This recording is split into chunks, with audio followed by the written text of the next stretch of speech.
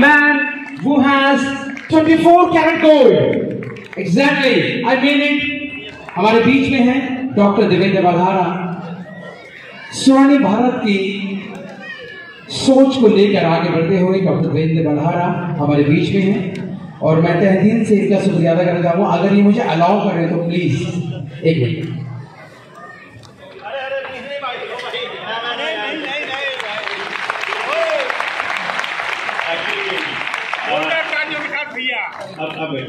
मैंने 4 साल इनको YouTube पर मैनिफेस्ट किया कि मैं एंकरिंग करता हूँ, वॉइस ओवर करता हूँ और मैं शोज करता हूँ। तो मैंने कहा एक बार बहुत काम कर लिया, बहुत बकवासबाजी हो गई शादियों में एंकरिंग एंड ऑल, बट एक बार मुझे कोहिनूर के साथ खड़ा होने का मौका मिले, इनके चरण वंदना करने का मौका मिले और आज मुझे मिल गया है। आज मेरा ये जीवन सफल हो गया।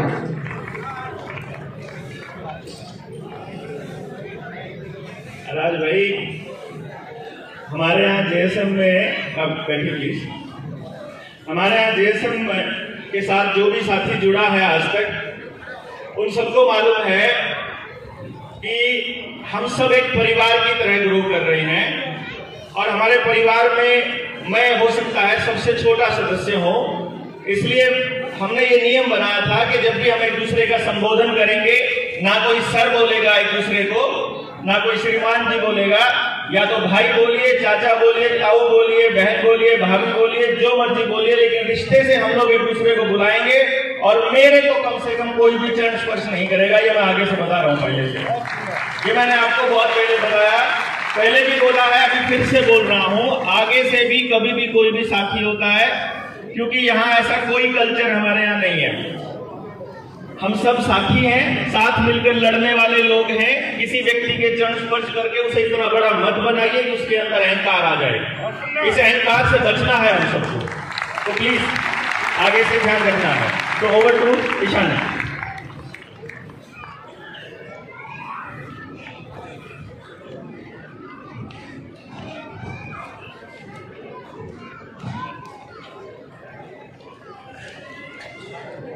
I would like to call our first speaker of the day, Ashish Devas, to share his thoughts. Ashish is a psychologist, educationist, sign language and braille teacher, and career counselor with experience since 2016. He is currently pursuing a PhD in psychology and has 17 years of teaching experience. Ashish has conducted over 150 educational seminars in schools across Delhi, impacting more than 150,000 students and adults. In addition to his work in cognitive ability, Ashish also teaches ambidexterity, which is coaching people to write with both hands simultaneously. His diverse skills and experience help empower individuals to reach their full potential in both their personal and professional lives. I'm sure we would all love to hear from him. Without much ado, let's hear from Ashish.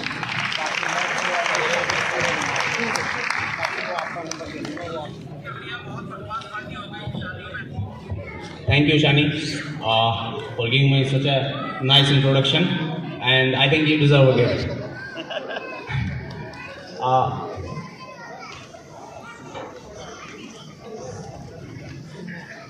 यहाँ पे जो आप लोग बैठे हैं, जो यहाँ की व्यवस्था है, मेरे ख्याल से खाना खा लिया सभी ने? खाना खा लिया सभी ने? नींद आ रही होगी शायद। भाई सोनामत बहुत दूर दूर से आए हो आप। ये जितनी व्यवस्था आप देख रहे हो, ये हमारी टीम ने की है और मैं चाहूंगा उस टीम के लिए एक बार जोरदार तालियां हो जाए। मैं आपको बता नहीं सकता, आप यहाँ इस एरिया में जिससे भी पूछेंगे इस प्रोग्राम के बारे में तो हर कोई बच्चा बता सकता है। तो ये सारा क्रेडिट मैं उन टीम को देना चाहूँगा जिन्होंने कॉलिंग की है, जिन्होंने यहाँ आने की व्यवस्था की है, और वो सारी टीमें जिसने इस प्रोग्राम को सफल बनाने के लिए काम किया है। अच्छा, मैं पूछना चाहूँगा पहले कि यहाँ आसपास के आधा किलोमीटर एरिया से कितने लोग आएंगे? आप हाथ उठाएंगे एक बार। आसपास के एरिया से आधा किलोमीटर से कौन कौन आया है? दिल्ली से कितने लोग हैं? मैं आप लोगों को बताना चाहूंगा, ना सिर्फ दिल्ली से, यहाँ पर पूरे भारत से लोग आए हैं। कल रात को भारत का कोई ऐसा राज्य नहीं बचा जहां से यहाँ पे लोग आके नहीं रुके हैं। मैं आप सब लोगों को बताना चाहता हूँ कि जो आप 2 दिन से चल रखे हो, इतनी सुबह उठना आसान नहीं है एक्चुअल में, और आप उठ के यहाँ समय से पहुंचे, तो मैं आपको यकीन दिलाता हूँ कि जो जोश आप में है ना अपने बच्चे के लिए करने का, मैं गारंटी लेता हूँ आपके बच्चे जरूर सफल होंगे, उनकी लाइफ इतनी अच्छी बनने वाली है।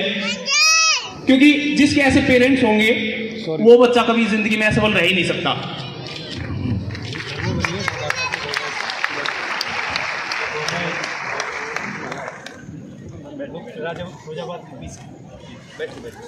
मैं अब थोड़ा अपने बारे में बताना शुरू करता हूँ। मेरा नाम आशीष अब्बास है और मेरा 17 साल का एक्सपीरियंस हो चुका है एजुकेशन में। दूसरे के लिए खड़े होकर के जोरदार तालियां बजा दीजिए, खड़े होकर के एक दूसरे के लिए।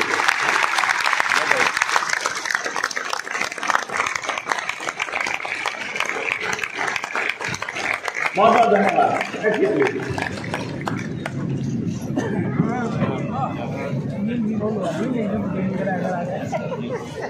आप लोग थक गए होंगे, काफी समय से बैठे थे।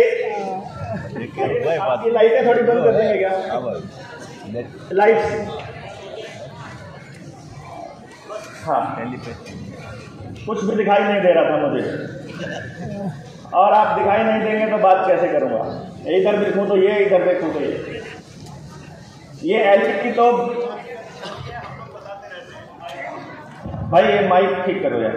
हाँ ठीक है, अभी इसकी आवाज साफ नहीं है।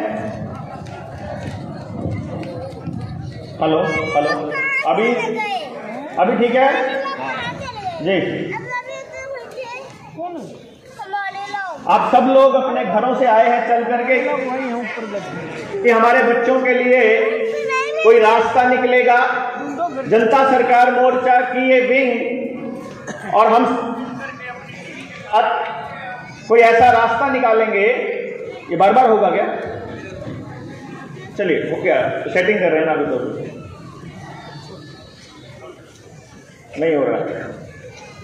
हम इस पूरी दुनिया की फार्मा कंपनियों का मालिक है, जो पूरी दुनिया की ऑटोमोबाइल का मालिक है, जो पूरी दुनिया की फर्टिलाइजर्स का मालिक है, जो पूरी दुनिया में कैंसर अस्पताल और हार्ट अटैक की मशीनों का जिसने पेटेंट लिया हुआ है, और उस परिवार का नाम है रॉकफेलर फाउंडेशन। आप जाकर के देखो, पता करो, ये जितनी भी बड़ी बड़ी ऑक्सफोर्ड जितनी भी फलाना डिपार्टमेंट जिसको दुनिया की टॉप यूनिवर्सिटी बोलते हैं, सबका वही फंडिंग एजेंट है। सारी की सारी साइकोलॉजी की जितनी भी रिसर्च होती है, सबको वो फंडिंग करता है। वो वही रिसर्च, अरे जो उन्हें फंडिंग की है तो रिसर्च पेपर लिखने वाला उसकी मर्जी के बाहर की कोई लाइन लिख देगा क्या?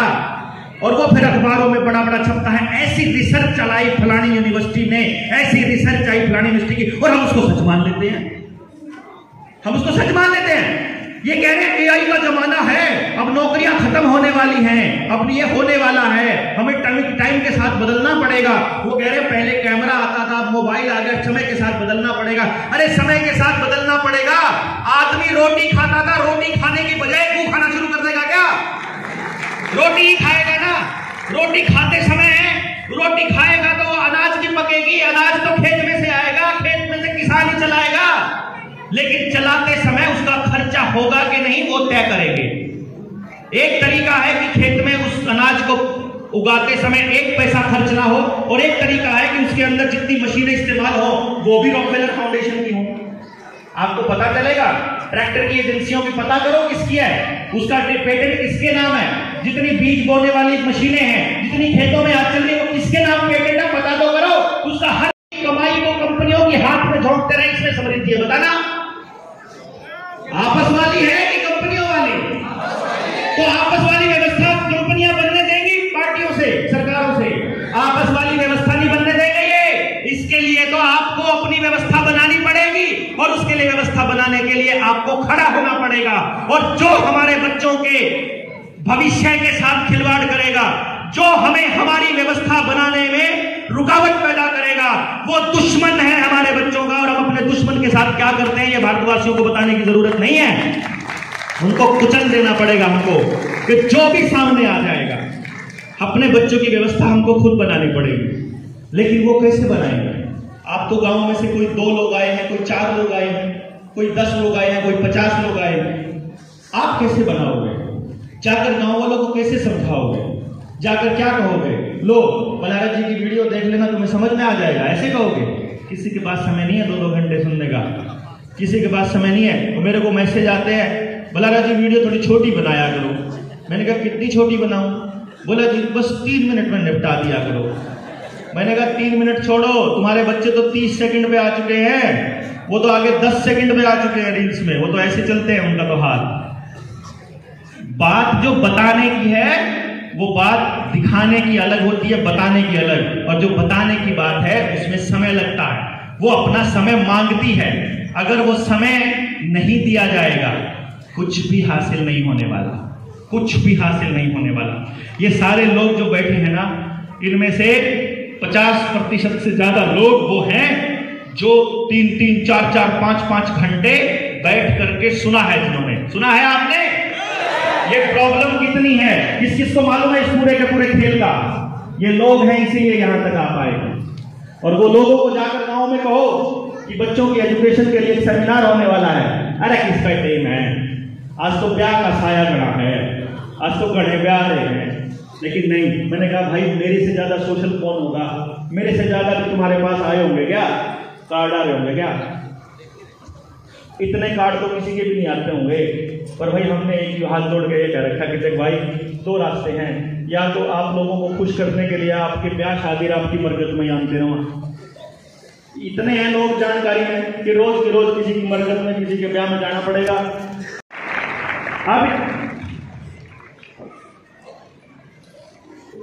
अब आप गांव वालों को समझाओगे कैसे? मुझे बहुत से साथियों ने बोला कि भाई रविंद्र भाई प्रॉब्लम बड़ी है, समझ में नहीं आ रहा क्या करें, हमको हमारे गांव के लोगों को समझाना है। अगर समझाना है तो भाई पहले तो समझना पड़ेगा आपको उस लेवल।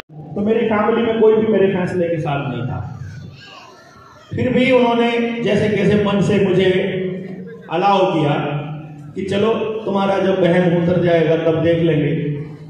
तो हमने फिर जो रिसर्च करी थी उस रिसर्च को प्रैक्टिकल प्रूव करके दिखा दिया। जब कॉलेज की वहाँ अपने चंडीगढ़ के अंदर, चंडीगढ़ में हमने क्या किया था, चंडीगढ़ में हमने एक बड़ा यूनिक सा एक्सपेरिमेंट किया था। सभी माँ बाप का एक ही सवाल था, हमारे वाला निकम्मा है, हमारे वाला अच्छा नहीं है। मैंने कहा ठीक है हम मान लेते हैं, लेकिन एक काम करते हैं, हमारे चैलेंज प्रोग्राम में आए।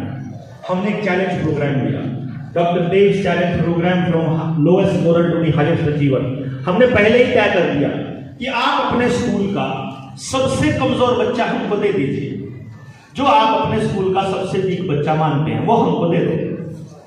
अगर हम 1 साल में कुछ भी इस पर काम नहीं कर पाए, या जितने प्रतिशत इस पर काम कर पाएंगे, इसका मतलब है कि हम पूरे के पूरे समाज में उससे ज्यादा कर पाएंगे।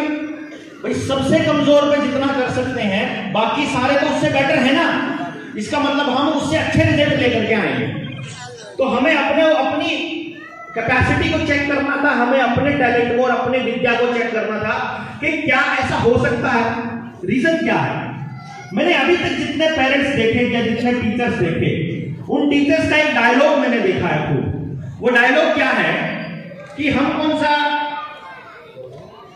हम क्या इसके दिमाग में मतलब डाल सकते हैं कोई चीज, मतलब हम इसके दिमाग में कैसे डालें, हम तो केवल पढ़ा सकते हैं। से हम लोग उस किताब का विमोचन करने जा रहे हैं, और क्योंकि ये जो किताब है और ये आंदोलन है ये हमारा अगली पीढ़ी के लिए है, तो मैं रिक्वेस्ट करूंगा भाई गौरव से, भाई रविंदर से कि वो हमारी अगली पीढ़ी पूर्व और समर को यहाँ पर लेकर के आए, जिनके हाथों से हम ये विमोचन करने की योजना बना रहे हैं। अगर हमारे पास बच्चे, उनको मालूम नहीं था कि हम ये सब करने वाले हैं, और इसमें हमारा जो साथ देंगे, वो समाज में जो लोग इस पूरे आंदोलन में हमारे साथ लगे हुए हैं, अपने अपने जिले का एक एक रिप्रेजेंटेटिव साथी जो पूरा दिलो जान से पूरे 3 साल से लगातार लगे हैं, या जब भी उनको समय मिला अपने समाज में लगे हैं, उनका प्रतिनिधित्व करते हुए, ऐसा मत समझ लेना कि वो लोग ही सब कुछ हैं। बस ये समझना पड़ेगा कि जब उस जिले में किसी साथी से बात करने की बारी